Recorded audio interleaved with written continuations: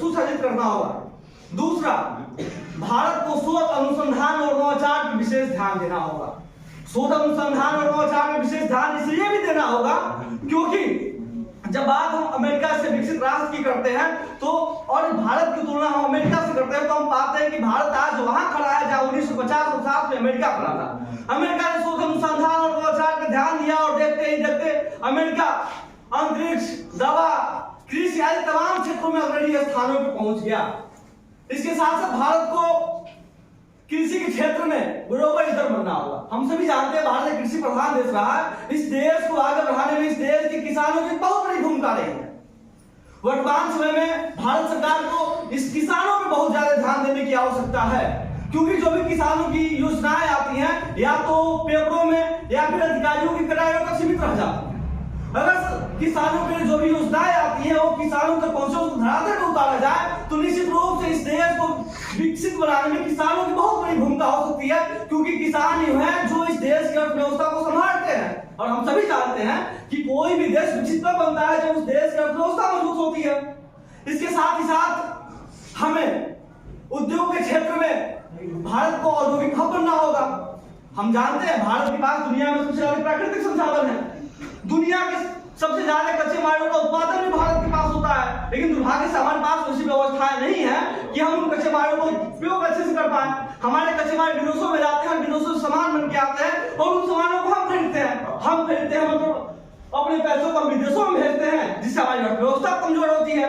लेकिन वही जब कच्चे मालों का उपयोग हम स्वयं करते रहेंगे और उन कच्चे मालों का हम सामान बना के हम विदेशों में भेजेंगे, दुनिया के अन्य देशों में भेजेंगे, तो वहां के लोग जब खरीदेंगे तो वहां से पैसा इस देश में आएगा तो इस देश की अर्थव्यवस्था मजबूत होगी। जब इस देश की अर्थव्यवस्था मजबूत होगी तो यह देश विकसित बनने की दिशा में और तेजी से आगे बढ़ पाएगा। इसके साथ ही साथ इस देश में रहने वाले जो लोग हैं और उन लोगों की जो मूलभूत जरूरतें हैं जैसे रोटी, कपड़ा, मकान, शिक्षा, स्वास्थ्य, बिजली, सड़क, पानी, इन सब चीजों की पूर्ति होनी चाहिए।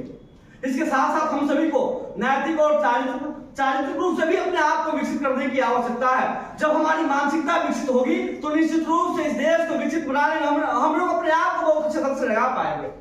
जब देश आजादी का 75 वर्ष पूरा किया 2022 को इस देश के सचिव प्रधानमंत्री जी ने राष्ट्रीय से सभी देशवासियों के सामने पंचप्रहर का सिद्धांत दिया। उस पंचप्रहर के सिद्धांत को यदि हम और आप अपने जीवन तो निश्चित रूप से हम लोग अपने आप को बहुत बेहतर ढंग से विकास से इस देश को विकसित बनाने की यात्रा में सम्मिलित कर पाते हैं। इसके साथ साथ एक विषय है स्वदेशी पे भी हम सभी को विशेष रूप से ध्यान देने की आवश्यकता है क्योंकि इस देश की जो सबसे बड़ी समस्या है वह है गरीबी। आज हमारा देश विकासशील से विकसित बनने का सपना तभी पूरा कर पाएगा जब इस देश से गरीबी और बेरोजगारी को हम लोग खत्म कर पाएंगे। और गरीबी खत्म करने का सबसे आसान माध्यम वही है कि हम स्वदेशी पे ध्यान दें क्योंकि स्वदेशी ऐसा माध्यम है जो हमें रोजगार उत्पन्न कराएगा। स्वदेशी ही एक ऐसा माध्यम है जो हमें आत्मनिर्भर बनाएगा और आत्मनिर्भर भारत जब बनेगा तभी यह देश विकसित बनने का क्रम पूरा कर पाएगा। विशेष रूप से हम सभी युवा हैं। स्वामी विवेकानंद जी हमारे सामने खड़े हैं। स्वामी विवेकानंद जी गुलामी के दिनों में अमेरिका में जाते हैं और पूरे दुनिया के लोगों को अपने चरणों में बैठा देते हैं। तो ऐसे युग पुरुष जब हमारे सामने है तो स्वामी विवेकानंद जी सब सभी को प्रेरणा लेने की आवश्यकता है। राय बहादुर शास्त्री से लेके जितने भी इस देश के प्रधानमंत्री हैं सभी लोगों ने कुछ कुछ अच्छा करने का प्रयास किया। अटल बिहारी वाजपेयी ने जय जवान जय किसान में जय विज्ञान को भी उन्होंने जोड़ा जो हमें यह प्रदर्शित कराता है कि निश्चित रूप से भारत आज विकासशील से विकसित बनने का क्रम बहुत तेजी से पूरा कर रहा है। थोड़े दिन पहले चंद्रयान 3 की सफलता और सूर्य मिशन पे निकला हुआ आदित्य एल1 की सफलता, यह बात पूरी प्रामाणिकता के साथ हमारे सामने प्रस्तुत होता है कि यह देश विकसित बनने के दिशा में बहुत तेजी से आगे बढ़ रहा है क्योंकि यह देश अब आत्मनिर्भर होते जा रहा है।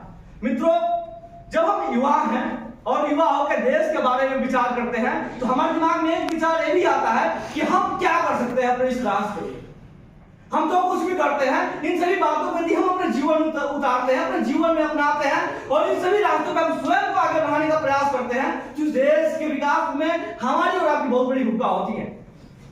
स्वामी विवेकानंद जी या इस देश का भी जितने महापुरुष हुए हैं उन लोगों ने जिस तरह से योगदान इस देश को आगे बढ़ाने में किया है उस योगदान को हमें भी समझना होगा और हमें भी वैसा प्रयास करने का कुछ करने का प्रयास करना होगा।